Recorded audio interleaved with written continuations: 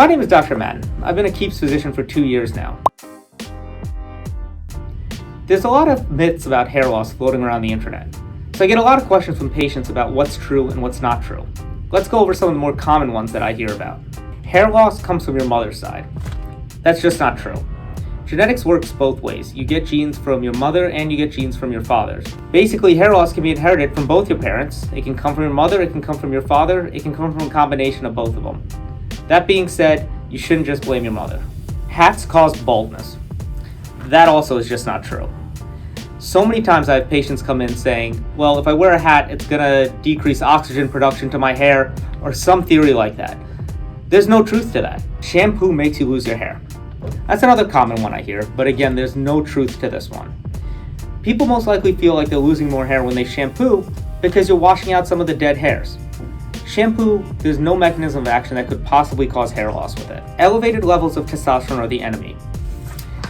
There's no way this is true. Elevated levels of testosterone don't actually cause hair loss. It's actually DHT that causes hair loss. So you could have a lot of testosterone or a little bit of testosterone. But if you're turning it into DHT and you're sensitive to it, you're gonna lose hair. If you're not that sensitive to it, you're very lucky. Masturbation makes you bald. I've heard this one 100 times, but there's no truth to it. Masturbation doesn't increase or decrease DHT levels. It can't influence your hair loss. So you do you. You're going bald because you're stressed. So this one has some truth to it. Anxiety, traumatic events, emotional trauma, physical trauma, all these things can actually cause acute hair loss. Thing is, this type of hair loss is called telogen effluvium and it is reversible. This is different from male pattern hair loss, which is a permanent medical condition. The truth is, with telogen effluvium, it will always reverse when the stress reverses. At times though, people might have an unmasking of their male pattern hair loss when they have telogen effluvium. Thankfully for male pattern hair loss, we do have a lot of good treatment options. Vitamins can't stop hair loss. So this is one of my favorites because it would make sense. You take more vitamins, you're gonna have happy, healthy hair. The truth is though, unless you're truly deficient in a vitamin, which is very difficult if you live in the United States, you're gonna excrete the excess vitamin. So taking all these vitamins for hair loss probably is not doing much.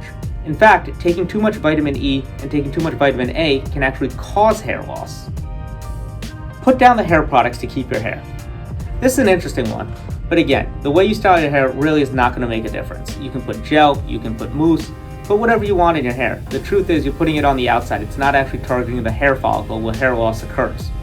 This way, go ahead, style your hair whatever way makes you feel confident. If there's one takeaway I can give you, there's a lot of information on the internet. It's important you don't go down the rabbit hole and start finding a lot of rumors that people start to buy into.